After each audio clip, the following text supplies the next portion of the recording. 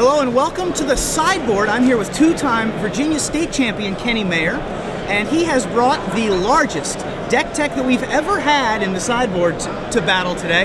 He's brought Battle Pod, basically, Naya with Battle of Wits. Tell me a little bit about the genesis of the deck.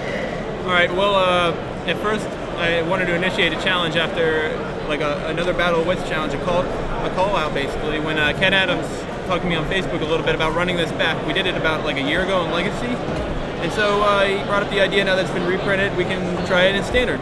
Right, so the most important edition, of course, is Battle of Wits, but that's basically the only blue card in the deck. You also have Phantasmal Image and Phyrexian Metamorph, but other than that, the blue is very light. It's mostly a Naya deck centered around Birthing Pod. Talk to me about Birthing Pod and this version of the deck.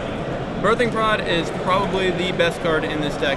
Like it's probably overall better than Battle, because a lot of times Battle will be stuck in your hand, like, because my mana base is not centered around getting this thing out on turn 4 or 5. It can, but mostly like Birthing Pod, when you resolve that thing, like, you have so many options compared to even, you know, traditional Birthing Pod lists. Like you have inevitability over every deck in the format. Like I've been able to fight like Sun Titans with Phantasmal Image, Elish Norns on the other side. Like with this thing active, with Birthing Pod active, you're good. So you have a lot of creatures in the deck, so we won't go through all of them. We'll focus on the M13 editions, in addition to Battle of Wits. You've also got Arbor Elf, which adds the 16th 1-mana Accelerant. Why are those so important? They're huge, not just those 16, but even the second tier ones like Scorn Villager, Rampant Growth, and Farseek. Like, you really just want to, you know, skip your early draws, or early turns, I'm sorry, because the 3-drops and the 1, 2, and 3 drops in Standard are kind of lacking, other than so you just want to kind of skip that point of your curve and hit 4, 5, and 6s, because they are insane in Standard. Absolutely. So again, Farseek is a M13 edition.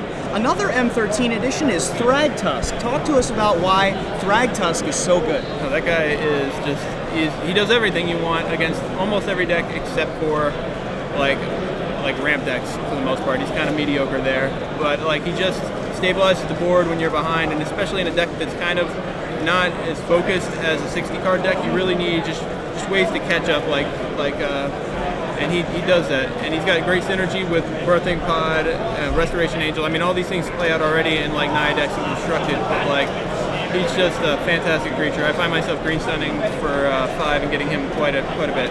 So in addition to Birthing Pod, you've also got a secondary backup plan of equipping a sword, and you have a full 8 swords in the deck. Why did you decide to go that direction? Just because as we mentioned earlier, like, the mana guys, like, they lose value later in the game, so having a way to enhance their power, like, you know, not have as many dead draws later on, considering like I'm running 100 lands, which is the equivalent of 24 in a 60 card deck, in addition to like at least like 30 to 40 outside mana sources. You really want to have ways to not be drawing dead later on. I had originally Body in mind, but that card didn't pan out so well. Like, it's just not for constructed. Now, it might surprise some people to learn that even though you have a 250 card deck, you also have a sideboard. A 15 card sideboard. You don't get a 60 card sideboard just because you're playing this many cards. The most important cards in the sideboard are Combust. Talk to me a little bit about Combust. Okay, Combust. You don't have to get up, sorry. No problem. Combust alongside Geistar Monk and Crushing Vines is like my 11 card, like, I bring it in against Delver decks, because I have a lot of cards that are really kind of weak to Vapor Snag, specifically like Silver Hearts and Wormcoil Engines, Batter Skulls, and Conscripts isn't really that great against them either. So I have plenty of stuff that I can bring out in that matchup and bring in more cheap removal ways to interact with their early tempo, because once we get to the late game, I feel fantastic in that matchup. It's just, I can't die to a turn 1 3/2 flyer. Now, this deck looks like a blast to play. What are your matchups really like? Like, I've been playing it every chance I get against anybody, any comers at the local shop, and it's felt like pretty reasonable against mostly everything. I lose to Bonfire, like you would expect. So you do, however, have your own bonfires. I do. And hitting a Miracle Bonfire in a 250 card deck is really a miracle. It really is. But at least you can compete a little bit. Now, but you say, of course, it's a creature deck, so you're a little bit weak to Bonfire the game. But other than that, you're having a good matchup? I feel like I'm pretty good in the green mirrors, other than when they get a Bonfire off the top. Like, that can...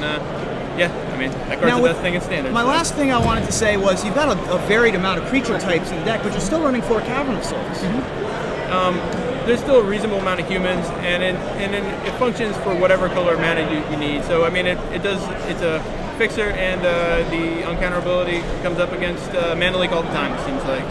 Excellent. Well, I wish you luck today. I certainly hope to see this deck on camera. It looks like so much fun. If you can have a chance to play this deck, we'll have a list up directly underneath the video, and this is so much fun. Kenny Mayer, thank you for joining me, and good luck today. Thank you very much for having me.